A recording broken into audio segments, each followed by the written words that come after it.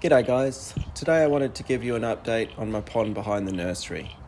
12 months ago I posted a video titled The Plan to Fix a Stagnant and Smelly Pond. For those of you who haven't seen that video, this is how the pond looked at that time. It was totally covered in azolla and it really smelt. This is an earthen pond, so no liner. It's frequented by ducks constantly.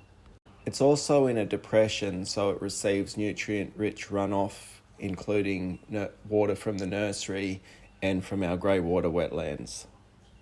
It's down in the back corner of the property, so the nearest power supply was over 70 metres away.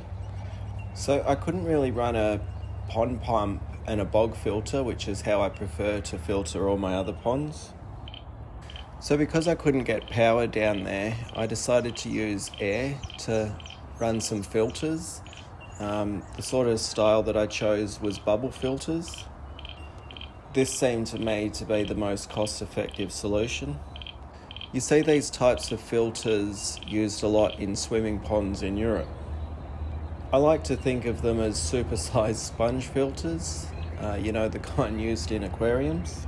The air displaces water out through a pipe, and as new water is pulled through the sponge to replace that displaced water, it's filtered. The sponge is home to nitrifying bacteria, which purify the water. So in the pond, the sponge is replaced with rocks and gravel. I added 2 of these large bubble filters to this pond. First, I lay down some old pond liner in the filter zone to stop the mud from mixing with the rock and the gravel. I had some drainage hose that I connected to an elbow fitting. The drainage hose runs through the middle of the rock and the gravel. The elbow remains exposed out in the water, like in the wide open water area, but the drainage pipe's completely covered with gravel. And an air stone sits down the bottom of that elbow fitting.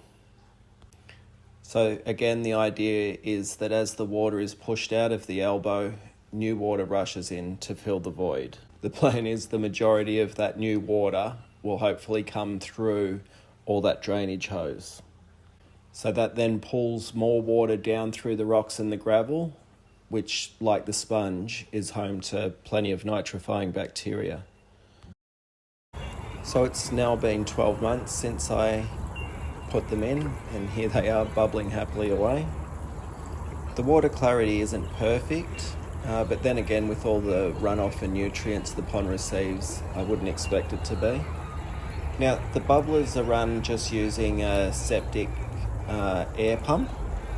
This is what I'm using. It runs on 45 watts. So it's plugged in all the way up in the shed, which is about 70 metres from the pond. And all I've done is connect some garden hose to run the air all the way down to the pond. The hose is just tucked in under my hedge, and there's just a couple of holes drilled in the hose just for some aquarium air tubing, and that's what powers the bubblers. The air stones are secured to the bottom of the elbow fittings just using cable ties. That's to stop them from floating. Anyway, that's how it's all going 12 months on. It'll be interesting to see how it holds up in the years ahead. I'm always looking for cheap and effective ways to maintain and create lovely ponds. If that's something that interests you, please like and subscribe. And if you have any questions, throw them down in the comments section and I'll do my best to answer them. Thanks for watching. See you in the next video.